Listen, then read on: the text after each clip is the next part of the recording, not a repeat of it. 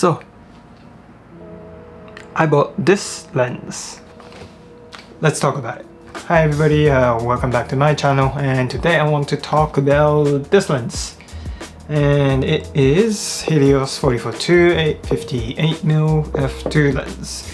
And if you don't know this lens, it is from USSR and it was produced during 1960s to 80s, and it was a mass-produced lens, so it should not be too difficult to get it even today. But I heard that because it's being used for some movies like Batman in 2022, I believe, so it has gained some popularity. So because of that, I also wanted to give it a try, and this is actually my first O lens, so I want to share my experiences with you. I want to break this video into 3 parts. So first part, I want to talk about build quality and also how it feels to use it. Part 2, I want to talk about characteristics of the lens. Here I want to talk about things I've noticed about the images that you can take. Yeah, we'll also talk about lens flare and how you can achieve the swirly background effect, which is what this lens is really known for. Part 3, I want to talk about challenges and difficulties that I've had using this lens. Okay, so first I want to talk about the build quality of this lens. And this is the size in comparison to my mug. It's not that big, and it's a bit more heavier than I imagined, because it's made from metal, and this is a lens cap, which for mine doesn't really stick, so it's not useful. And this is the back cap, and that's here, and here you see some aperture ring, and this is the focal length. You can adjust it here, and this one in particular was made in 89. How do I know this? Because here you see the number. First 2 digit represents the year of production of this particular lens. And one thing that's a bit strange on mine is that, see here, it says f16, but then you know, it's wide open, and if you bring it to f2, then now it's shut. So I purchased the second hand, obviously, and somebody already took it apart and cleaned it. So I believe that when that person tried to put it back together, they probably put this, you know, in an incorrect way, so everything's opposite. It's not that big deal, just a bit hard to really know what aperture value you are at, except f2 and f16. Now I want to talk about the characteristics of this lens, and there's 2 things I want to talk about. One is how to get that swirly background, which is what this lens is really known for, and 2 is the lens flare. So first one, how to get that swirly background. There were a few things that I've noticed, so let me share this with you.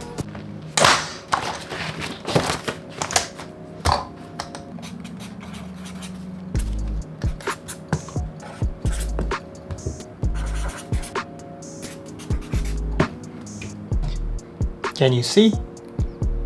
These are the 3 points that you should know.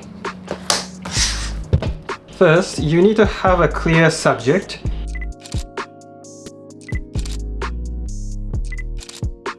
Number 2, the background needs to be busy with a lot of textures.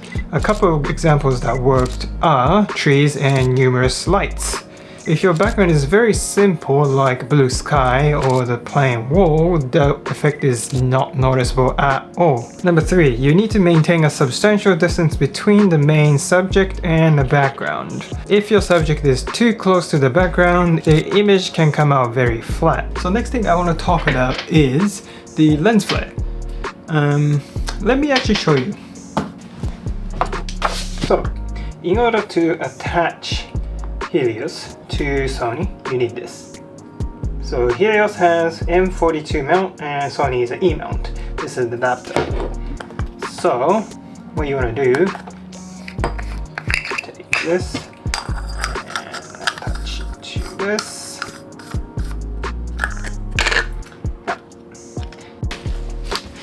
Okay, so now I changed the lens, and here's what I mean by flare.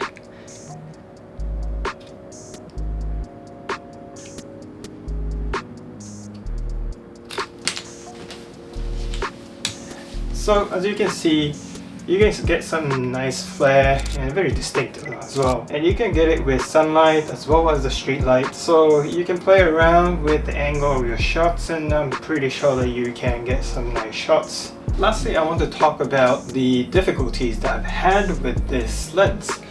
So first point is aperture ring is set completely opposite. So f16 being wide open and f2 being tightly shut, it's okay. I know what it does, but if you want to actually play around in the middle, you know, f5 or 6 or somewhere there, then you know, you just have to kind of guess it. And also you just need to kind of judge based on the way it looks on the monitor. But unfortunately I do not own external monitor at the moment, so it is a little bit difficult to see in a small monitor of my camera. It's probably not the best for filming handheld, especially because it's old lens and there's no stabilization within the lens, and if you want to add movement within your footage, it can get shaky very easily. So I would suggest to use gimbal. So point 3, this was a little bit frustrating for me. Getting the focus right on the subject was a little bit tricky. I have a Sony Alpha 7 IV and I have my focus peaking on, but the lens was allowing to focus a little bit further than what it was showing on the focus peaking, and in order for me to get the focus right, I had to zoom in on the focus peaking mode and make sure that it's really on spot. Unless you do that, it comes out very, you know, hit and miss. And it was a bit frustrating because I shot in a street photography setting for this lens to test it out. You might know that you have to be reactive when you are shooting in a street photography setting. So in that case, it can be difficult to find a good focus and not to miss opportunity simultaneously. But if you are able to shoot and take time and make sure that everything is set correctly, then it's not going to be an issue for you. So overall, do I like this lens? Yes, I do. Not because of the unique aesthetic that you can create, but because you can learn more and you can improve your skill more.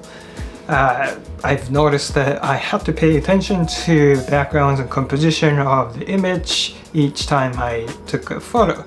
So you need to think a lot harder than you usually do before you take photos, and it allowed me to shoot with intention. This is something that I think it's very important, and this lens will actually help you and, you know, put you outside of your comfort. So here's my overview of HELIOS 44-2 58mm f2 lens. And what I think of this lens is it's small and compact and it's very fun to use. It has some quirkiness into the image and the footage that you capture. But at the same time, you need to learn a little bit to use it in the best way possible, and I still think I'm getting used to it as I go, so I will continue to use it for photography and videography as well. If I make some short film in the future, then I will make sure to share it with you, so stay tuned.